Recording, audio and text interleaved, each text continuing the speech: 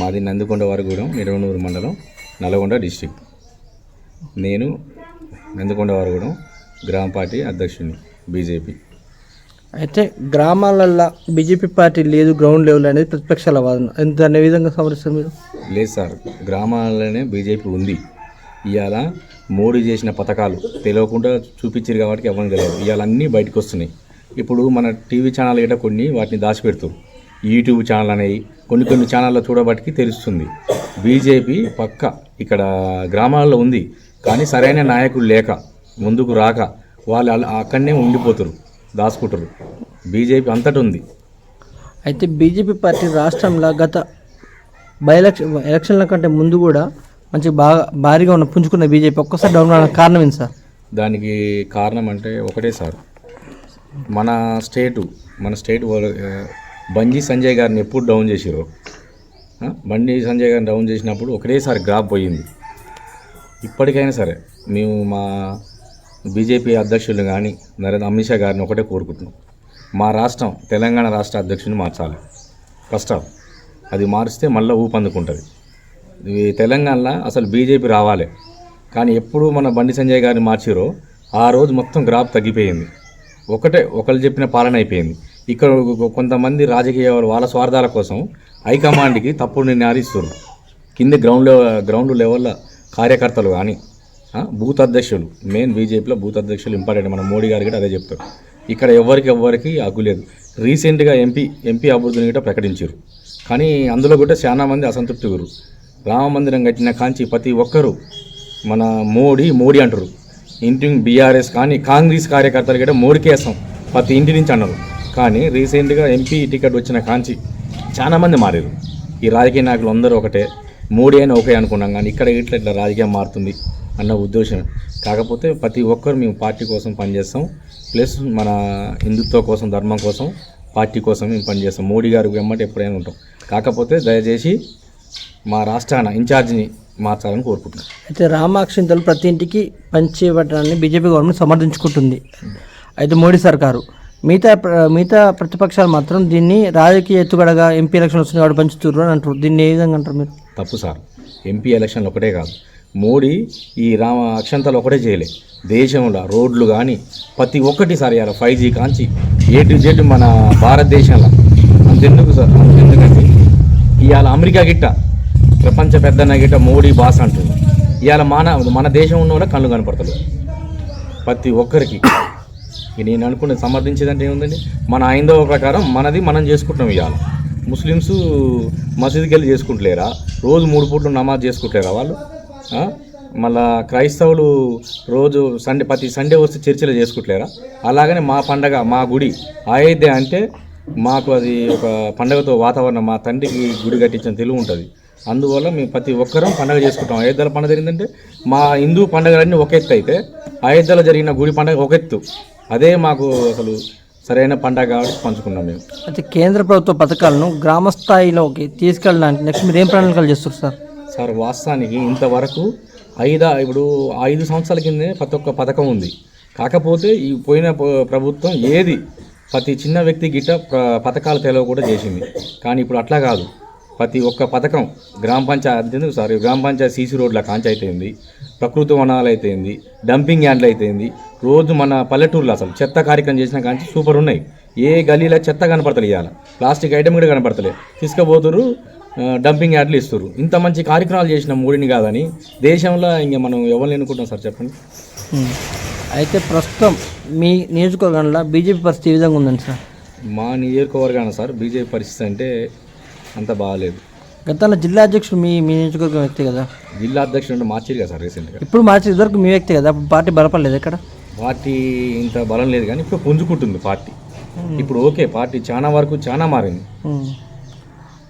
గ్రామ స్థాయిలో BJP party కార్యకర్తలకు సపోర్ట్ లేదు, ఏమన్నా ఇబ్బందులు ఎదుర్కొన్నా కానీ సోషల్ మీడియాలో ఏమైనా కేసు పెట్టినా కానీ అంటారు. దాన్ని మీరు ఏ విధంగా అంటారు? వాస్తవమే సార్. ఇప్పుడు బూత్ అధ్యక్షుల కాంచి సపోర్ట్ లేదు. ఇక్కడ ఒక లీడర్ కరెక్ట్ గైడెన్స్ ఇస్తలేరు. కరెక్ట్ గైడెన్స్ ఇస్తే ఎందుకు మేము పుంజుకొని చెప్పండి. ప్రతి ఒక్క ఇంటికి ఒక ఓటు పడుతుంది సార్. అసలు యాక్చువల్గా అయితే సార్ అది అదర్ క్యాస్ట్ వేరే అనుకుందాం, కానీ ప్రతి ఒక్కటి అన్నీ మోడీ గారు చేసిన మంచి పథకాలు మన హిందువులకు ఒకలే కాదు, ముస్లింకి చాలా చేసిండు. మెయిన్ ముస్లిం మైనార్టీ లేడీస్ కూడా మా ఇంకా అసలు వాళ్ళ చేతులు అయితే దండం పెడుతురు ఇవ్వాలి మోడీకి. కాకపోతే సరైన నాయకులు కరెక్ట్ గైడేషన్ లేక వాళ్ళు ఇటు ఇటు అని ఏదో చేయబడికి. కాకపోతే కొంచెం పెద్ద నాయకులు దృష్టి పెట్టాలి. కొత్త ఒక కార్యకర్తకి ఏమైనా కష్టం వస్తే మేము ఉన్నాం అండని ఒక సంకల్పం ఇస్తే ఖచ్చితంగా ముందుకు వస్తారు సార్. ఇవాళ చాలామంది మనసులో ఉంది, కాకపోతే బయట పడతలేరు అంతే. అయితే రానున్న సర్పంచ్ పార్లమెంట్ ఎలక్షన్లను ఉద్దేశించి మీరు మీ గ్రామ ప్రజలకు, మీ బీజేపీ కార్యకర్తలకు, మీ నాయకులకు ఏం చెప్దాం అనుకుంటారు సార్? నేను ఒకటే చెప్తున్నా సార్, ఇవాళ మన తరం గురించి కాదు, మన గురించే కాదు ఆలోచించేది, మన పిల్లల భవిష్యత్తు గురించి ఆలోచించాలి. మా తరం అయిపో వస్తుంది. మా పిల్లలు వాళ్ళు ఇప్పుడు 10 సంవత్సరాలు ఏలిండు మన మోడీ గారు. మన దేశం ఎట్లుంది ఇంతవరకు మనకు తెలుసు, మన దేశం ఎట్లుంది. మేము మా భావితరాల కోసం మేము పాటుపడతాం అన్నోళ్ళు అయితే మోడీని సమర్థించండి. కాదు లేదు మన రాష్ట్రం ఇట్నే ఉండాలి, అప్పులపాలే ఉండాలి, మన బతుకులు ఇట్నే ఉండాలి, మన బతుకులు అయినట్టు మన పిల్లల బతుకులు కావాలంటే అది వాళ్ళ ఇష్టం, మనం ఏం చెప్పలేం. అయితే కేంద్రం నుంచి నిధులు రాగానే గ్రామ పంచాయతీలు డెవలప్మెంట్ కావట్లేవు అని చెప్పేసి మన కేసీఆర్ చెప్పిండు. ఎంతవరకు కరెక్ట్? తప్పు, చాలా తప్పు సార్. కేంద్రం నుంచి నిధులు రాకపోతే ఇప్పుడు సీసీ రోడ్లు ఎట్లా వేసిర్రు, డంపింగ్ యార్డ్లు ఎట్లా నడుస్తున్నాయి, ట్రాక్టర్ ఎట్లా నడుస్తుంది, వాళ్ళిద్దరు జీతగాళ్ళకి జీతాలు ఎట్లా పడుతున్నాయి. శ్మశాన వాటికి గిట్ట గవర్నమెంట్ పండుగ, మన కేంద్ర గవర్నమెంట్ పండుగ సార్. ఇప్పుడు మన స్టేట్ ఇచ్చింది ఏం సార్? ఇప్పుడు పోయిన గవర్నమెంట్ ఇచ్చింది ఏమిచ్చింది? రైతు బంధు అని, రైతు బంధు అని, ఏమేమి సార్ ఆగమాగం.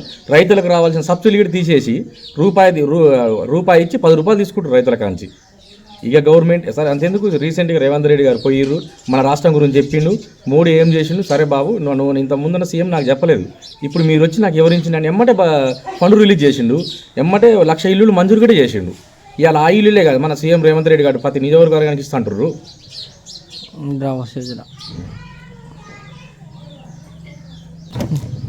హలో చెప్పండి అన్న, ఇవాళ గ్రామ పంచాయతీకి వచ్చే ప్రతి ఫండింగ్ నరేంద్ర మోడీ గారు ఇచ్చిన ఫండింగే. సీసీ రోడ్లు కానీ, మోరీలు కానీ, డంపింగ్ యార్డ్లు కానీ, ప్రకృతి వనాలు కానీ, లైటింగ్ ఫండ్ కానీ, అంతెందుకన్నా ఇప్పుడు ప్రతి గ్రామ పంచాయతీ, చిన్న గ్రామ పంచాయతీ 2 వర్కర్లు, 10 గ్రామ పంచాయతీ 3 వర్కర్లు, ఇలా జీతాలు కానీ A to Z సెంట్రల్ నుంచే వస్తున్నాయి. ఇక సెంట్రల్ ఫండ్ కాదని స్టేట్ ఫండ్ చెప్పండి ఒకటి. రేషన్, దీనికి తోడు ఫ్రీ రేషన్ ఇచ్చింది నరేంద్ర మోడీ గారు. ఎంత కష్టకాలంలో గిట్ట ఇంత ఫ్రీ రేషన్ ఇచ్చిన మన ఇంకా అసలు నాయకుడు ఇంకెవ్వరు లేరు. వ్యాక్సిన్ అన్న, కరోనా కాలంలో కొన్ని దేశాలు అడకదినిపోయే దేశాల మన దేశాన్ని వ్యాక్సిన్ ఇచ్చి పక్క దేశానికి గిట్ట వ్యాక్సిన్ ఇచ్చిన ఘనత మన మోడీ గారిదేనా. ఒక ప్రపంచంలో ఇంతవరకు నాకు తెలిసిన వారు కాదు, మీకు తెలిసిన వారు గిట్ట ప్రపంచంలో ఒక ప్రధాని కాలు ఏ ప్రధాని మొక్కలే.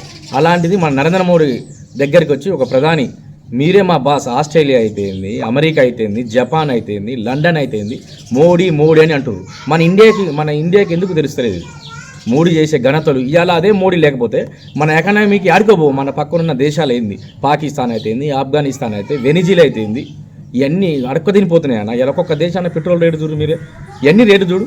ఇవాళ నిత్యావసర వస్తువులు కొనుక్కునే ప్రతి ఒక్క నిత్యావసర వస్తువులు అందుబాటులోనే ఇవ్వాలి. ఏ దేశాన్ని ఉన్నాయి నాకు చెప్పండి కంట్రోల్? ఏ రాష్ట్రంలో? అంతెందుకన్నా యోగి, మన బీజేపీ పాలిత రాష్ట్రం యోగి చూడనన్న మొన్న 74,000 కోట్ల బడ్జెట్, మిగిలిన బడ్జెట్ చేసింది. ఏ రాష్ట్రం చేసింది చెప్పానా అన్న? ఉచిత పథకాలంటే, ఉచిత పథకాలు ఆశపడితే మనిషికి ఉచితంగా పోతారన్న. అంతెందుకు, వెనిజులా దేశం ఉంది ప్రపంచంలో ధనిక దేశం, అది అట్నే ఉచిత పథకాలు ఇచ్చి ఏమైంది దేశం లాస్ట్కి ఒక కోడి గుడ్డు వచ్చి గిట్ట 500 రూపాయలు అయిపోయింది. కేజీ చికెన్ వచ్చి 1000 రూపాయలు అయిపోయింది. సామాన్యుడు చనిపోయిరానా, బలిసినోళ్ళు అయిపోతారు. ఇవాళ మన ఇండియా పరిస్థితి అట్లా కావద్దని గౌరవనీయ నరేంద్ర మోడీ గారు ఉచితాలు మేము ఇయ్యం అని చెప్పిండు. వాళ్ళకు చెప్పి ఇవాళ ఏందన్న, కాంగ్రెస్ అయితేంది, టీఆర్ఎస్ అయింది, ఉచితాలు పెట్టి దేశాన్ని అందుకు టీఆర్ఎస్ ఉచితాలు పెట్టి రాష్ట్రాన్ని అప్పుల పాలు చేసింది. ఏంది అన్న డెవలప్మెంట్? ఏం డెవలప్మెంట్ అయిందన్న? ఇవాళ 1 ఎకరం వచ్చేసి 30 లక్షలు అయింది. సామాన్యుడు ఎవరైనా కొనగలుగుతాడా చెప్పి? 2-3 లక్షలు అయితే కొనగలుగుతారు, కానీ 30 లక్షలు పెట్టి 1 ఎకరం ఎవరు కొనగలుగుతారన్న? మీ పెద్ద గొప్పలకి మేము 30 లక్షలు పెట్టి 30 లక్షలు అయింది ఎకరం అంటే ఎవరి కోసం? అది ఉన్నోని కోసం, బలిసినోని కోసం ఇవన్నీ చేసేది వీళ్ళు. అందుకనే నేను ఒకటే కోరుకుంటున్నా, ప్రతి పబ్లిక్ జనాలకి నేనైతే ఒకటే కోరుకుంటున్నా, చేతులెత్తి దండం పెడుతున్నా. మీకోసం కాదు, మన కోసం కాదు, మన పిల్లల భవిష్యత్తు కోసం, మన తరాల కోసం ఖచ్చితంగా మీరు నరేంద్ర మోడీ గారు ఇదొక్కసారి మీ అమూల్యమైన ఓటేసి ఆయన ఇదొక్కసారి నిలబెట్టండి. తర్వాత దేశం ఎట్లుంటుందో మీరే చూడు. పెద్దన్న పాత్ర పోషిస్తాడు ప్రపంచాన్ని అని నేను కోరుకుంటున్నాను.